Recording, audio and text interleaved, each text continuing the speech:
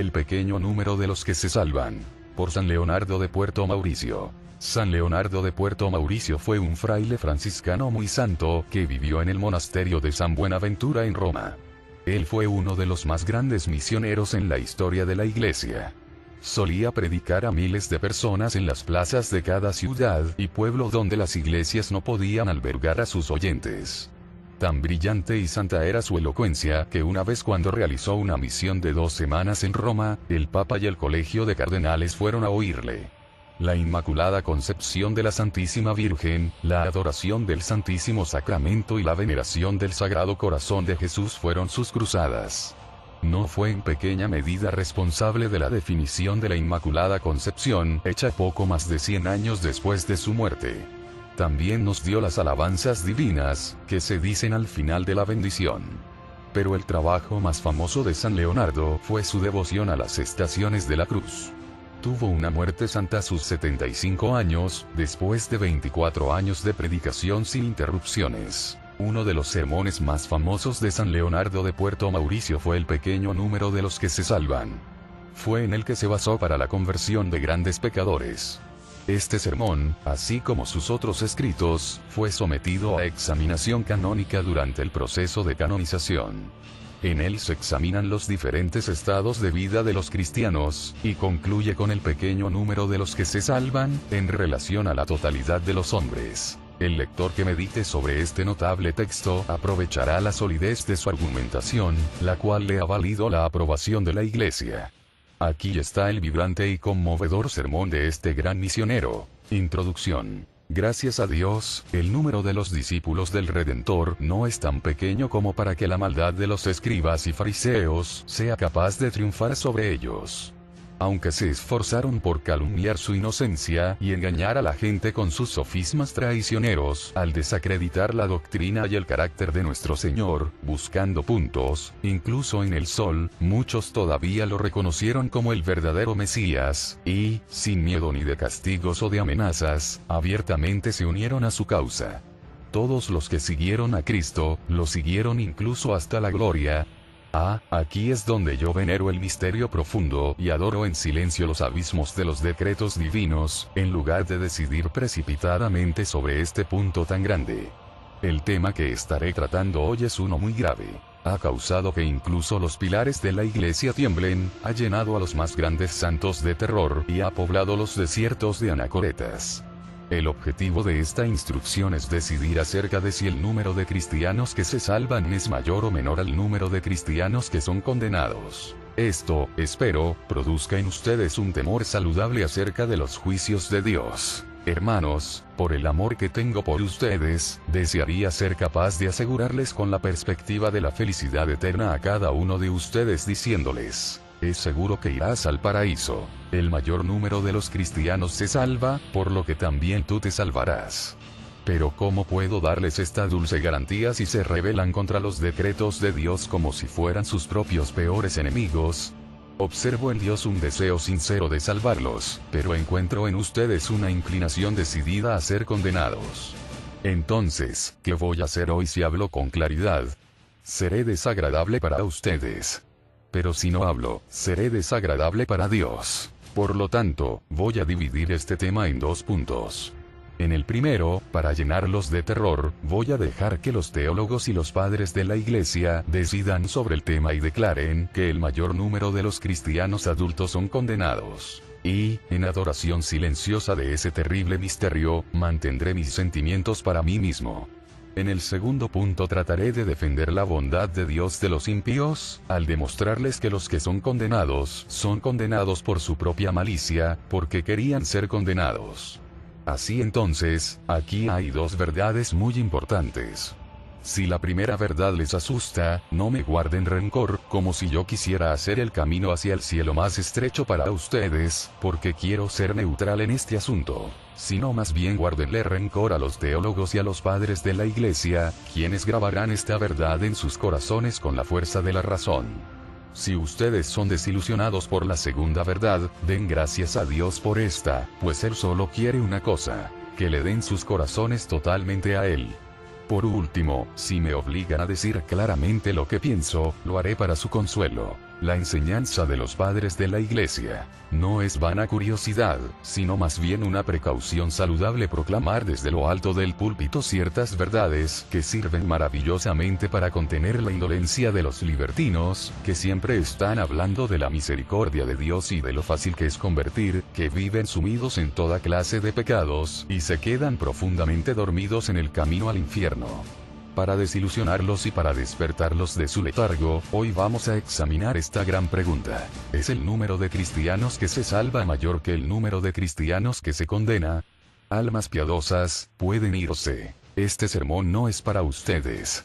Su único propósito es contener el orgullo de los libertinos, que echan el santo temor de Dios fuera de su corazón y unen sus fuerzas con las del diablo que, según el sentimiento de Eusebio, condenan a las almas, al asegurarlas. Para resolver esta duda, pongamos a los padres de la Iglesia, tanto griegos como latinos, por un lado.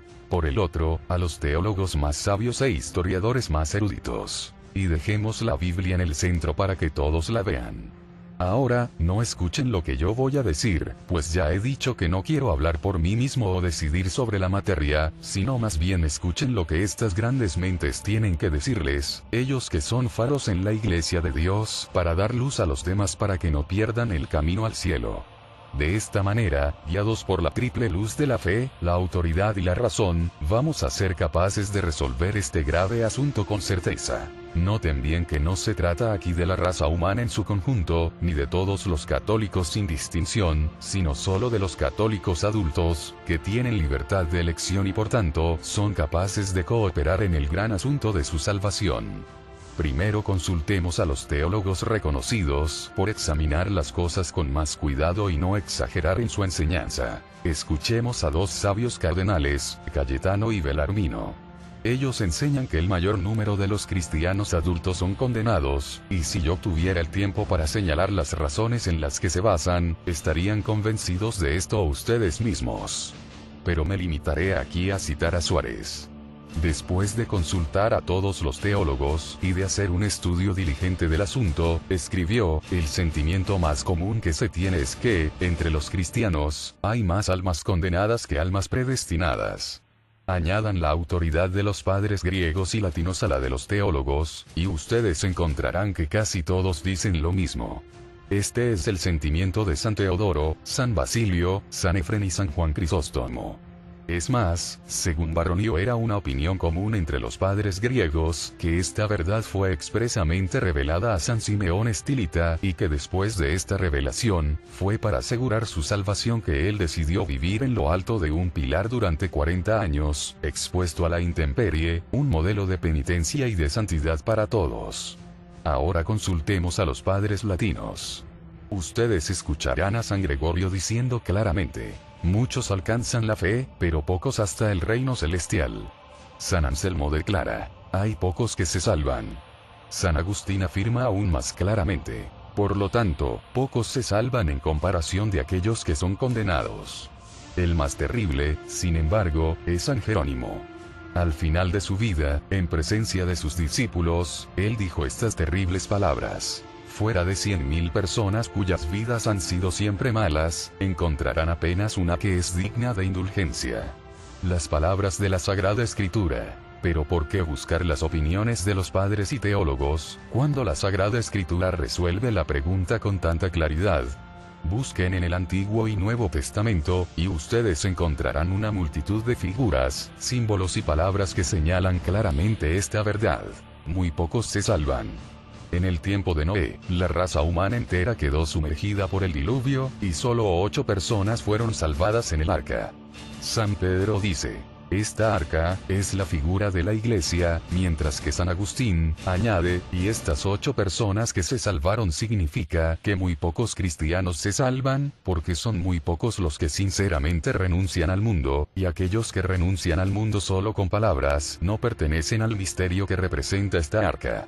La Biblia también nos dice que solo 2 hebreos de cada 2 millones entraron en la tierra prometida después de salir de Egipto, y que solo 4 escaparon del fuego de Sodoma y de las otras ciudades que se incendiaron y perecieron con esta. Todo esto significa que el número de los condenados, que será arrojado al fuego como paja, es mucho mayor que la de los salvados, que el Padre Celestial un día reunirá en sus graneros, como trigo precioso. No acabaría si yo tuviera que señalar todas las figuras, por las que la Sagrada Escritura confirma esta verdad. Contentémonos con escuchar al oráculo viviente de la sabiduría encarnada. ¿Qué le respondió nuestro Señor a aquel hombre curioso en el Evangelio que le preguntó: Señor, ¿son pocos los que se salvan? Guardó silencio. Respondió con dificultad. ¿Ocultó su pensamiento por temor a asustar a la gente? No. Interrogado por uno solo, se dirigió a todos los presentes. Les dice: ¿Ustedes me preguntan si solo unos pocos se salvan? He aquí mi respuesta. Esforzaos por entrar por la puerta angosta, porque muchos, os digo, tratarán de entrar y no podrán. Quien habla aquí es el Hijo de Dios, la verdad eterna, que en otra ocasión, dice aún más claro: muchos son los llamados, pero pocos los escogidos. Él no dice que todos son llamados y que, de todos los hombres, pocos son los elegidos, sino que muchos son los llamados. Lo que significa, como San Gregorio explica, que de todos los hombres, muchos son los llamados a la verdadera religión, pero de ellos pocos se salvan. Hermanos, estas son las palabras de nuestro Señor Jesucristo. Son claras, son verdaderas. Díganme ahora si es posible que ustedes tengan fe en sus corazones y no tiemblen. La salvación en los diferentes estados de vida. Pero, veo que al hablar de esta manera a todos en general, me salgo de mi punto. Así que vamos a aplicar esta verdad a varios estados, y ustedes comprenderán que deben echar la razón, la experiencia y el sentido común de los fieles, o confesar que el mayor número de los católicos es condenado.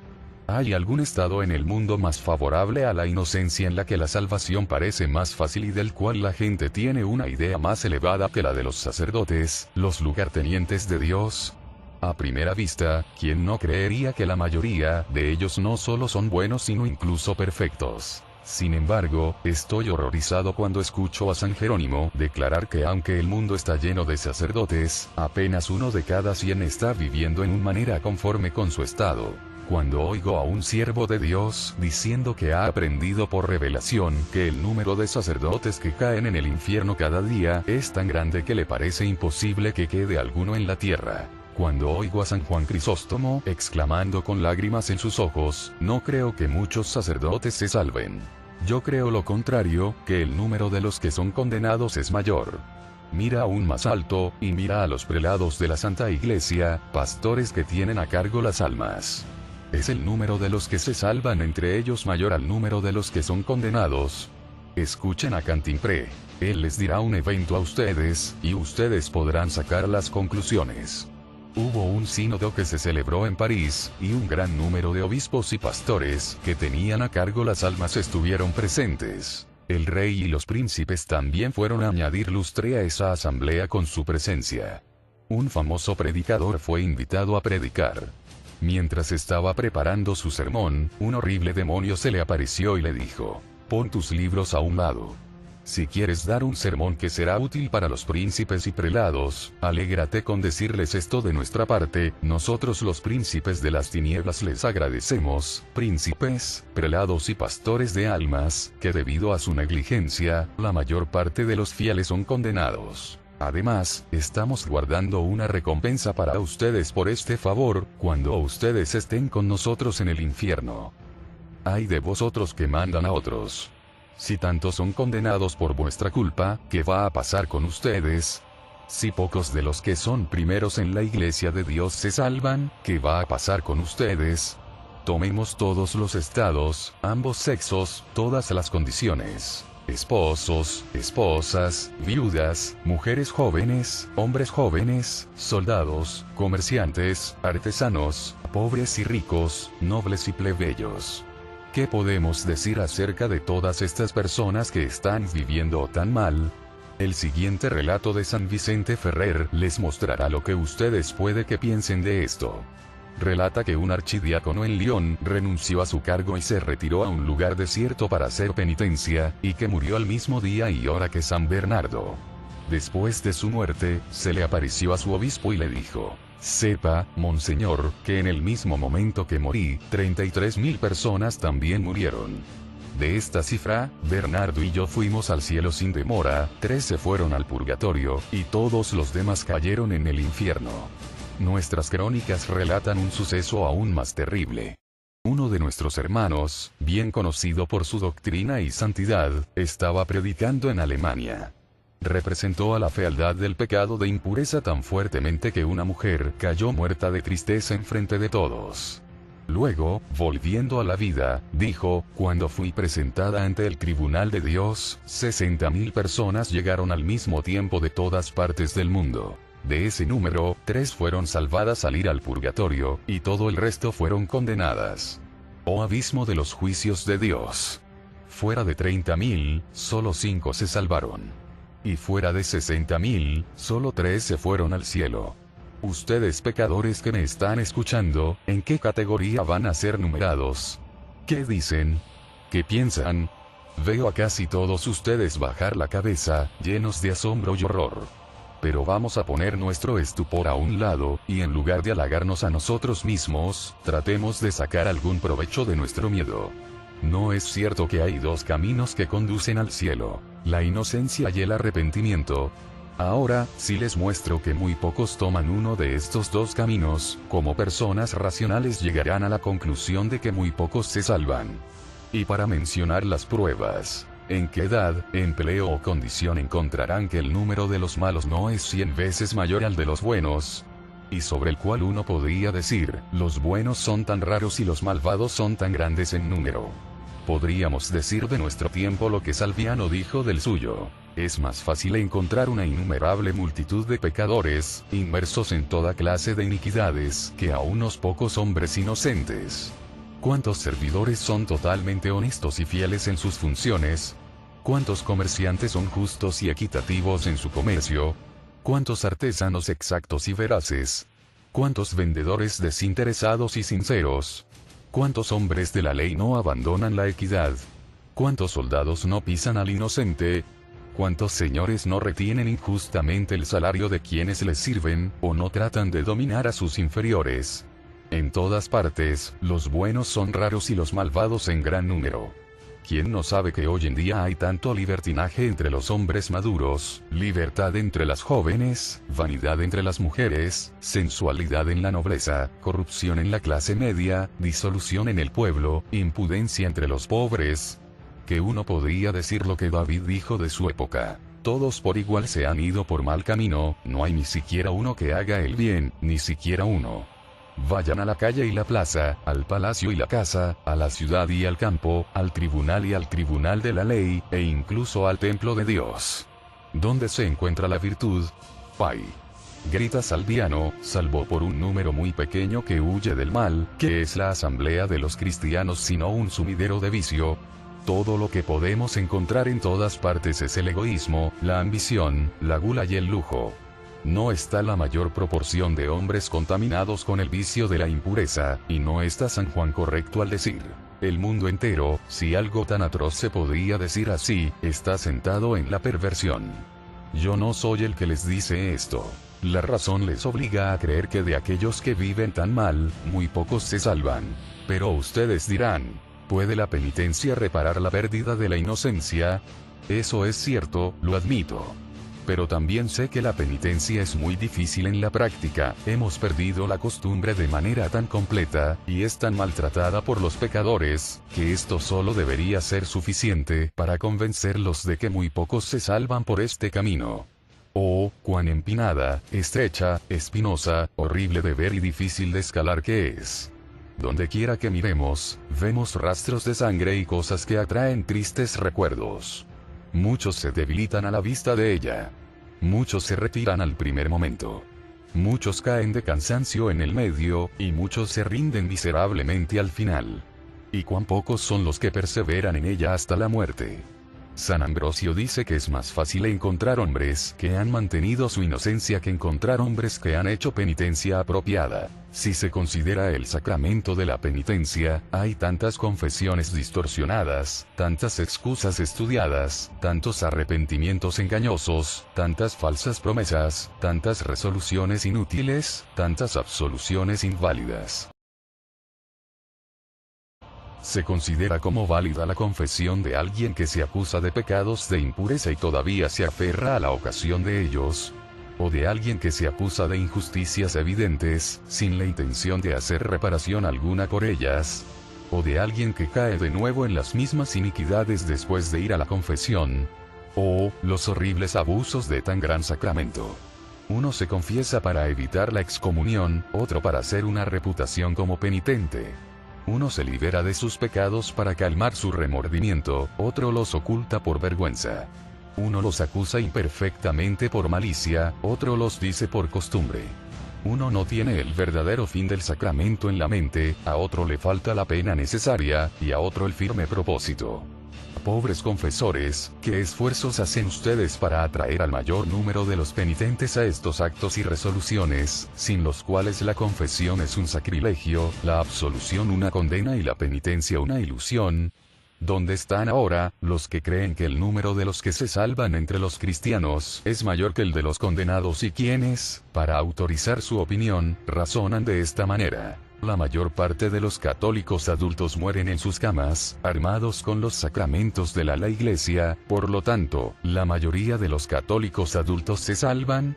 ¡Oh, qué buen razonamiento! Ustedes deben decir exactamente lo contrario. La mayoría de los católicos adultos se confiesan mal en la muerte, por lo tanto la mayoría de ellos están condenados. Digo en todo es más seguro, porque, para una persona moribunda que no se ha confesado bien cuando se encontraba en buen estado de salud, será aún más difícil hacerlo cuando esté en cama con un corazón pesado, una cabeza inestable, una mente confusa.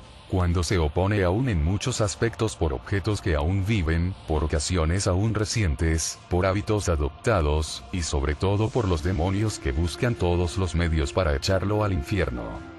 Ahora, si añaden a todos estos falsos penitentes todos los otros pecadores que mueren de forma inesperada en pecado, debido a la ignorancia de los médicos o por culpa de sus familiares, que mueren por envenenamiento al ser enterrados en los terremotos, o en un accidente cerebrovascular, o en una caída, o en el campo de batalla, en una pelea, en una trampa, alcanzados por un rayo, quemados o ahogados, no sois obligados a concluir que la mayoría de adultos cristianos son condenados. Ese es el razonamiento de San Juan Crisóstomo. Este santo dice que la mayoría de los cristianos están caminando en el camino al infierno a lo largo de su vida. ¿Por qué, entonces, están tan sorprendidos de que el mayor número va al infierno? Para llegar a una puerta, ustedes deben tomar el camino que conduce allá. ¿Qué tienen que responder a esta poderosa razón? La respuesta, ustedes me dirán, es que la misericordia de Dios es grande. Sí, para los que le temen, dice el profeta, pero grande es su justicia para los que no le temen, y condena a todos los pecadores obstinados. Así que me dirán, bueno, entonces, ¿para quién es el paraíso, si no es para los cristianos? Es para los cristianos, por supuesto, pero para aquellos que no deshonran su carácter y que viven como cristianos. Además, si al número de adultos cristianos que mueren en gracia de Dios, se añade el de innumerables niños que mueren después del bautismo y antes de llegar a la edad de la razón, no se sorprenderán de que San Juan Apóstol, hablando de los que se salvan, dice, vi una gran multitud que nadie podía contar. Y esto es lo que engaña a aquellos que pretenden que el número de los que se salvan entre los católicos es mayor del que los que son condenados, si a ese número se añade el de los adultos que han mantenido el manto de la inocencia, o que después de haberlo manchado, lo han lavado en las lágrimas de la penitencia, es cierto que se salva un mayor número. Y que explica las palabras de San Juan, yo vi una gran multitud, y estas otras palabras de nuestro Señor, muchos vendrán de oriente y de occidente, y harán fiesta con Abraham, Isaac y Jacob en el reino de los cielos, y las otras figuras que suelen citarse a favor de esa opinión.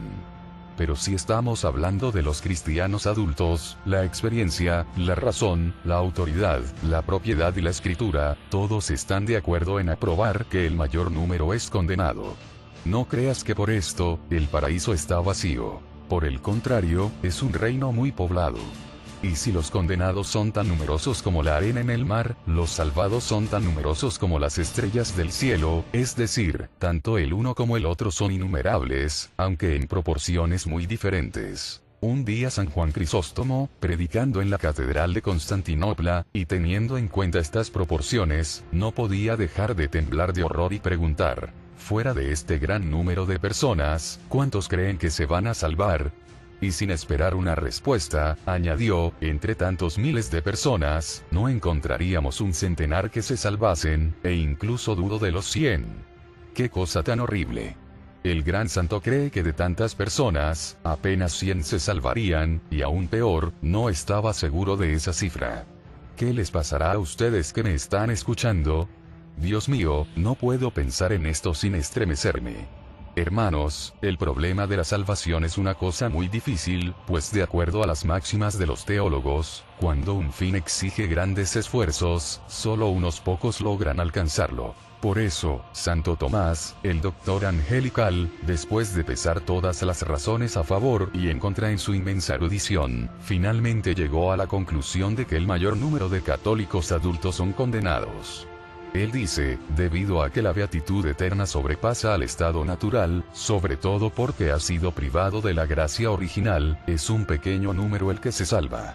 Entonces, quítense las vendas de los ojos, que los ciega con el amor propio, que les impide creer una verdad tan obvia, dándoles ideas muy falsas acerca de la justicia de Dios. Padre justo, el mundo no te ha conocido, dijo nuestro Señor Jesucristo. Él no dice Padre todopoderoso, bondadoso y misericordioso. Dice Padre justo, por lo que podemos entender que, de todos los atributos de Dios, ninguno es más conocido que su justicia, porque los hombres se niegan a creer lo que tienen miedo a sufrir. Por lo tanto, quítense las vendas que cubren sus ojos y digan entre lágrimas: Pai. El mayor número de católicos, el mayor número de personas que viven aquí, incluso tal vez de los que están en esta asamblea, se condenará. ¿Qué tema podría ser más merecedor de sus lágrimas? El rey Jerjes, de pie sobre una colina, mirando a su ejército de 100.000 soldados en orden de combate, y considerando que de todos ellos no habría un solo hombre vivo en 100 años, no pudo contener sus lágrimas. No tenemos más razón para llorar al pensar que de tantos católicos, el mayor número será condenado. ¿Acaso este pensamiento no hará a nuestros ojos derramar ríos de lágrimas, o al menos producirá en nuestro corazón el sentimiento de compasión que sintió un hermano agustino, ven. Marcelo de Santo Domingo? Un día, mientras estaba meditando sobre los sufrimientos eternos, el Señor le mostró cuántas almas se estaban yendo al infierno en ese momento, y le hizo ver un camino muy amplio en el que 22.000 reprobados fueron corriendo hacia el abismo, chocándose entre sí. El siervo de Dios se quedó estupefacto ante la visión y exclamó: ¡Oh, qué número! ¡Qué número! Y aún vienen más. ¡Oh Jesús! ¡Oh Jesús! ¡Qué locura! Déjenme repetir con Jeremías: ¿quién le dará agua a mi cabeza, y una fuente de lágrimas a mis ojos? Y lloraré día y noche por los muertos de la hija de mi pueblo. Pobres almas. ¿Cómo se puede correr tan deprisa hacia el infierno? Por amor a la piedad, deténganse y escúchenme un momento. O entienden lo que significa ser salvados y ser condenados por toda la eternidad, o no. Si ustedes entienden y, a pesar de eso, no deciden cambiar su vida hoy en día, hacer una buena confesión y pisotear al mundo, en una palabra, hacen todo esfuerzo para ser contados entre el número pequeño de los que se salvan, yo digo que no tienen la fe. Ustedes son más excusables si no lo entienden, porque si no hay que decir que están dementes. Para ser salvados por toda la eternidad, para ser condenados por toda la eternidad, y no hacer todo esfuerzo para evitar uno, y asegurarse del otro, es algo inconcebible. La bondad de Dios. Tal vez ustedes todavía no creen en la terrible verdad que les acabo de enseñar. Pero son la mayoría de los teólogos altamente considerados, los padres más ilustres que han hablado a través de mí. Entonces, ¿cómo se pueden resistir a razones con el apoyo de tantos ejemplos y las palabras de la Escritura? Si ustedes aún no se deciden, a pesar de esto, y si sus mentes se inclinan a la opinión contraria, esta consideración no basta para hacerlos temblar. Esto muestra que no les importa mucho su salvación. En esta importante cuestión, un hombre sensato es golpeado con más fuerza por una mínima duda del peligro que corre, que por la evidencia de la ruina total en otros asuntos en los que el alma no está implicada. Uno de nuestros hermanos, Giles de Asís, tenía la costumbre de decir que si un solo hombre iba a ser condenado, él haría todo lo posible para asegurarse de que no fuera ese hombre. Entonces, ¿qué debemos hacer nosotros que sabemos que la mayor parte va a ser condenada, y no solo de todos los católicos? ¿Qué debemos hacer? Tomar la resolución de pertenecer al pequeño número de los que se salvan. Ustedes dicen, si Cristo quería condenarme, entonces ¿por qué me creó? Silencio, lengua precipitada. Dios no creó a nadie para condenarlo, sino que aquel que está condenado porque quiere estarlo.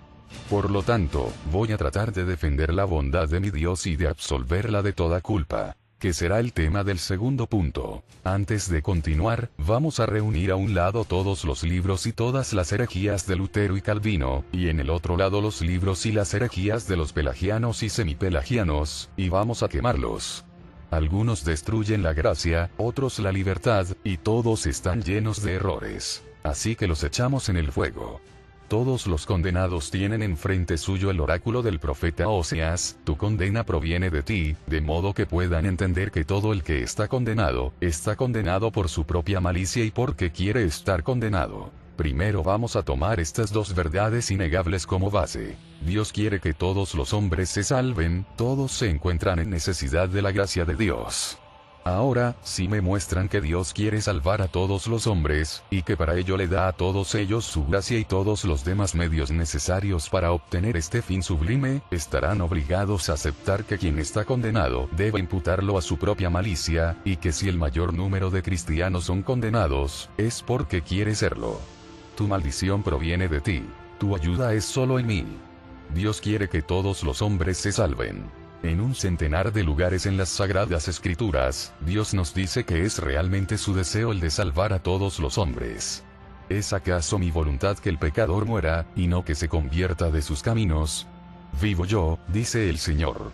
Yo no deseo la muerte del pecador. Si se convierte vivirá. Cuando alguien quiere algo mucho, se dice se está muriendo del deseo. Es una hipérbole.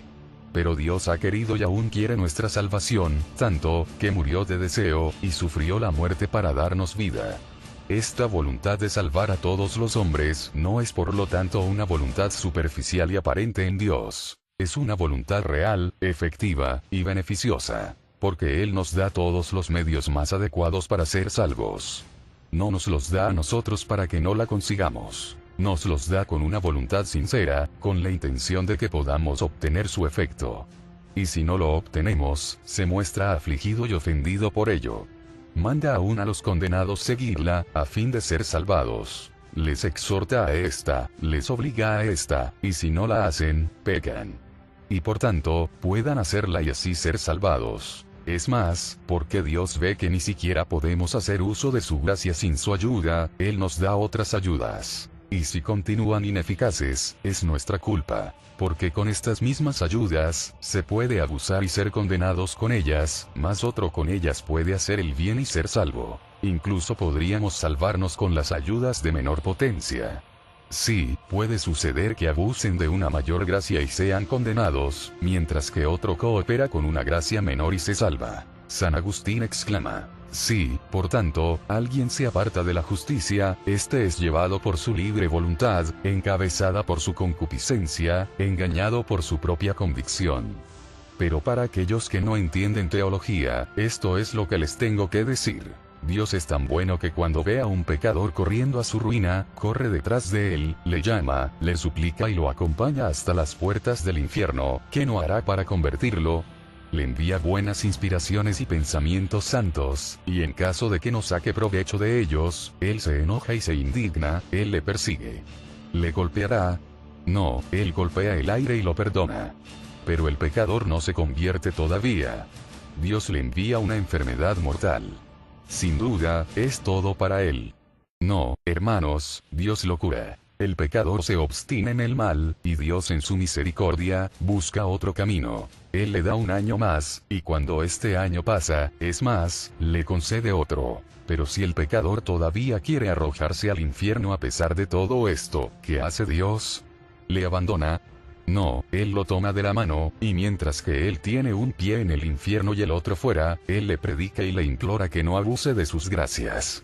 Ahora les pregunto, si ese hombre es condenado, ¿no es cierto que es condenado en contra de la voluntad de Dios y porque quiere ser condenado? Ahora vengan y pregúntenme, si Dios hubiera querido condenarme, ¿por qué me ha creado? Pecador ingrato, aprende hoy de que si eres condenado, no es Dios quien tiene la culpa, sino eres tú y tu propia voluntad.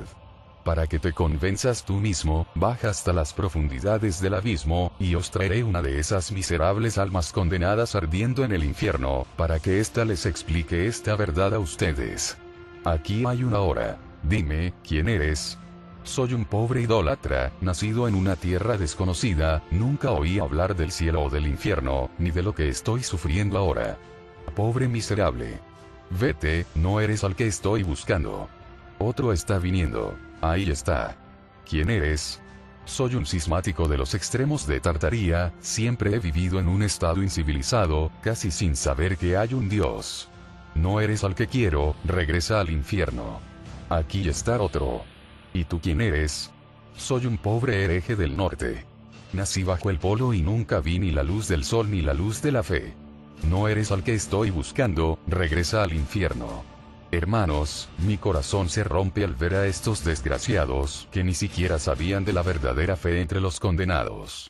Aún así, sabemos que la sentencia de condena fue pronunciada contra ellos y se les dijo, tu condena proviene de ti. Fueron condenados porque querían serlo. Recibieron tantas ayudas de Dios para ser salvados. No sabemos lo que eran, pero ellos lo saben bien, y ahora gritan, oh Señor, tú eres justo, y tus juicios son equitativos. Hermanos, ustedes deben saber que la creencia más antigua es la ley de Dios, y que todos la llevamos escrita en nuestros corazones. Que se puede aprender sin maestro, y que basta con tener la luz de la razón, para conocer todos los preceptos de esta ley.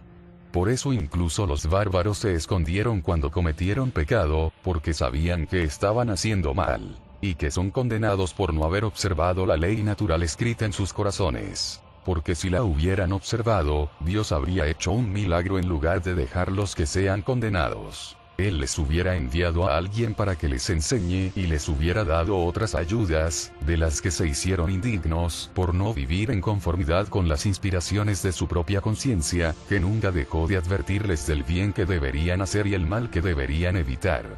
Así que es su conciencia, la que los acusó en el tribunal de Dios, y les dice constantemente en el infierno, tu condena proviene de ti.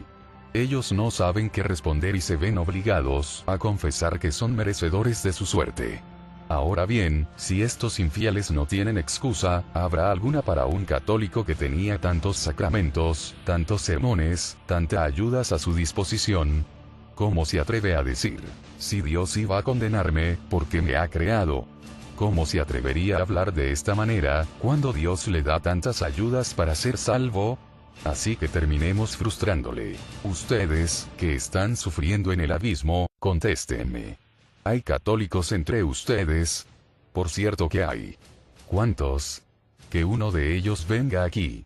Eso es imposible, están demasiado abajo, y para poder hacer que ellos vengan arriba, tendríamos que poner todo el infierno de cabeza. Sería más fácil detener a uno de ellos que esté cayendo adentro. Así pues, me dirijo a ustedes que viven en el hábito de pecado mortal, en el odio, en el fango del vicio de la impureza, y que se acercan al infierno cada día.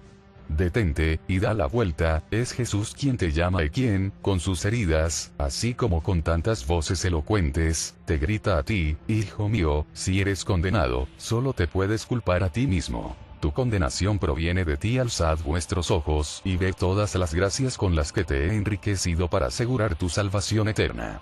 Te podría haber hecho nacer en un bosque en Bavaria, que es lo que hice con muchos otros, pero yo te hice nacer en la Iglesia Católica. Te puse un padre tan bueno, una madre excelente, con las más puras instrucciones y enseñanzas. Si eres condenado a pesar de esto, ¿quién tiene la culpa? Tu propia culpa es, hijo mío, tu propia culpa. Tu condenación proviene de ti. Yo te podía haber echado en el infierno después del primer pecado mortal que cometiste, sin esperar al segundo. Lo hice a tantos otros, pero fui paciente contigo, te esperé durante muchos largos años. Todavía te estoy esperando hoy en la penitencia. Si eres condenado, a pesar de todo eso, ¿de quién es la culpa? Tu culpa es, hijo mío, tu propia culpa. Tu condena proviene de ti. Tú sabes cuántos han muerto ante tus propios ojos y fueron condenados. Esta era una advertencia para ti. Tú sabes cuántos otros he puesto por el buen camino para darte el buen ejemplo. ¿Recuerdas lo que ese excelente confesor te dijo? Yo soy el que hizo que lo dijera. No te ordeno cambiar tu vida para hacer una buena confesión. Yo soy el que lo inspiró. ¿Recuerdas aquel sermón que tocó tu corazón? Yo soy el que te llevó ahí. Y lo que pasó entre tú y yo en el secreto de tu corazón, que nunca podrás olvidar. Esas inspiraciones interiores, ese conocimiento claro, ese constante remordimiento de conciencia, ¿te atreves a negarlos? Todas estas fueron tantas ayudas de mi gracia, porque quería salvarte. Me negué a dárselas a muchos otros, y te las di a ti porque te amaba tiernamente. Hijo mío, si yo les hubiera hablado con tanta ternura como me dirijo a ti hoy, ¿cuántas otras almas hubieran vuelto al camino correcto? Y tú, me das la espalda. Escucha lo que te voy a decir, pues estas son mis últimas palabras. Tú me has costado mi sangre. Si quieres ser condenado a pesar de la sangre que derramé por ti, no me culpes, solo a ti mismo te puedes acusar. Y por toda la eternidad, no olvides que si eres condenado a pesar de mí, eres condenado porque quieres ser condenado. Tu condena proviene de ti. Oh, mi buen Jesús, las piedras mismas se partirían al oír palabras tan dulces, expresiones tan tiernas. ¿Hay alguien aquí que quiera ser condenado, con tantas gracias y ayudas? Si hay uno, déjenle que me escuche, y que se resista si puede. Baronio relata que después de la apostasía infame de Juliano el Apóstata, este concibió un odio tan grande contra el santo bautismo que día y noche, buscó una manera en la que podría borrar el suyo. Para tal fin preparó un baño de sangre de cabra y se colocó en él, queriendo que esta sangre impura de una víctima consagrada a Venus pueda borrar el carácter sagrado del bautismo de su alma.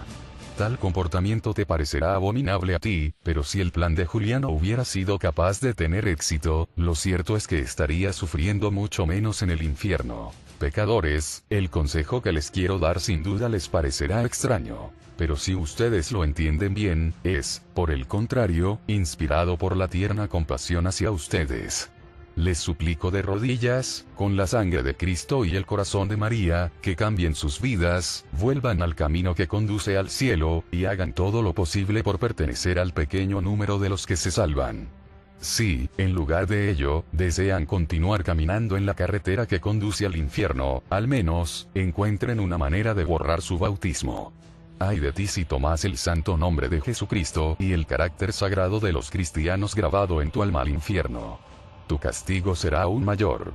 Así que lo que yo te aconsejo que hagas, si no deseas convertirte, ve hoy mismo y pídele a tu pastor que borre tu nombre del registro bautismal, de modo que no quede ningún recuerdo de que hayas sido alguna vez un cristiano. Implora a tu ángel de la guarda que borre de su libro de gracias las inspiraciones y las ayudas que te ha dado por orden de Dios, porque hay de ustedes si las recuerda. Pídele a nuestro Señor que tome de regreso su fe, su bautismo, sus sacramentos. ¿Estás horrorizado al pensar así? Pues bien, échate a los pies de Jesucristo, y dile, con lágrimas en los ojos y el corazón contrito: Señor, confieso que hasta ahora no he vivido como cristiano. No soy digno de ser contado entre tus elegidos. Reconozco que merezco ser condenado, pero tu misericordia es grande y lleno de confianza en tu gracia, te digo que quiero salvar mi alma, aunque tenga que sacrificar mi fortuna, mi honor, y hasta mi vida, con tal que sea salvado. Si he sido infiel hasta ahora, me arrepiento, deploro, detesto mi infidelidad, te pido humildemente que me perdones por ello. Perdóname, buen Jesús, y también fortaléceme, para que pueda ser salvado. Te pido no la riqueza, ni el honor ni la prosperidad. te pido una sola cosa, que salves mi alma. ¿Y tú, oh Jesús? ¿Qué dices? Oh buen pastor, mira a la oveja descarriada que vuelve a ti. Abraza a este pecador arrepentido, bendice sus suspiros y lágrimas, o más bien bendice a estas personas que están tan dispuestas y que no quieren nada más que su salvación. Hermanos, a los pies de nuestro Señor, protestemos que queremos salvar nuestra alma, cueste lo que cueste. Pongámonos todos a decirle con los ojos llenos de lágrimas, buen Jesús, yo quiero salvar mi alma. Oh, benditas lágrimas, benditos suspiros. Como conclusión podemos decir lo siguiente. Hermanos, quiero despedirlos a todos ustedes consolados hoy. Así que si preguntan mi sentimiento acerca del número de los que se salvan, aquí está. Si hay muchos o pocos los que se salvan, digo que todo aquel que quiere ser salvo, será salvo. Y que nadie puede ser condenado si no quiere serlo. Y si bien es cierto que pocos se salvan, es porque hay pocos que viven bien. Por lo demás, comparen estas dos opiniones. La primera afirma que son condenados el mayor número de católicos. La segunda, por el contrario, pretende que se salvan el mayor número de católicos. Imagínense a un ángel enviado por Dios para confirmar la primera opinión, viene a decir que no solo son la mayoría de los católicos condenados, sino que de esta reunión de todos estos aquí presentes, uno solo será salvo. Si obedeces los mandamientos de Dios, si detestas la corrupción de este mundo, si abrazas la cruz de Jesucristo en un espíritu de penitencia, serás ese uno que se salvará. Ahora imagínense al mismo ángel que regrese a ustedes confirmando la segunda opinión. Él les dice que no solo son la mayor parte de los católicos salvados, sino que de todos en esta reunión, uno solo va a ser condenado y todos los demás salvados. Si después de esto, continúas con tus usuras, tus venganzas, tus acciones criminales, tus impurezas, entonces serás ese uno que será condenado. ¿Cuál es el uso de saber si muchos o pocos se salvan? San Pedro nos dice, esfuérzate con las buenas obras para hacer tu elección segura. Cuando la hermana de Santo Tomás de Aquino le preguntó qué debía hacer para ir al cielo, este dijo, serás salva si deseas serlo. Yo les digo lo mismo a ustedes, y aquí está la prueba de mi declaración. Nadie es condenado si no comete pecado mortal, eso es de la fe. Y nadie comete un pecado mortal, a menos que quiera, que es una proposición teológica innegable. Por lo tanto, nadie va al infierno a menos que quiera. La consecuencia es obvia. ¿Acaso eso no es suficiente para consolarlos a ustedes? Lloren por los pecados del pasado, hagan una buena confesión, no pequen más en el futuro, y todos serán salvos. ¿Por qué te atormentes así? Porque es cierto que hay que cometer pecado mortal para ir al infierno, y que para cometer pecado mortal debes de querer hacerlo, y como consecuencia, nadie va al infierno a menos que quiera. Esto no es solo una opinión, es una verdad innegable y muy reconfortante. Dios os haga entender, y que Él los bendiga. Amén. En las primeras normas sobre el discernimiento de espíritus, San Ignacio pone de manifiesto que es típico del espíritu del mal tranquilizar a los pecadores. Por lo tanto, debemos predicar constantemente y dar lugar a la confianza y a la esperanza en el perdón y la misericordia infinitas del Señor, para que la conversión sea fácil y su gracia, omnipotente. Pero también debemos recordar que Dios no puede ser burlado, y que alguien que vive habitualmente en el estado de pecado mortal, está en el camino a la condenación eterna. Hay milagros de último minuto, pero a menos que sostengamos que los milagros son la generalidad de las cosas, estamos obligados a aceptar que para la mayoría de las personas que viven en el estado de pecado mortal, la condenación final es la posibilidad más probable. La doctrina de San Leonardo de Puerto Mauricio ha salvado y salvará innumerables almas hasta el fin del tiempo. Esto es lo que dice la Iglesia en la oración del oficio divino, lección sexta, hablando de la elocuencia celestial San Leonardo. Al oírle, hasta los corazones de hierro y bronce fueron fuertemente inclinados a la penitencia, con motivo de la sorprendente eficacia de la predicación y celo ardiente del predicador. Y en la oración litúrgica pedimos al Señor, danos el poder para doblar el corazón de los pecadores endurecidos por las obras de la predicación. Este sermón de San Leonardo de Puerto Mauricio se predicó durante el reinado del Papa Benedicto XIV, que tanto amó al gran misionero.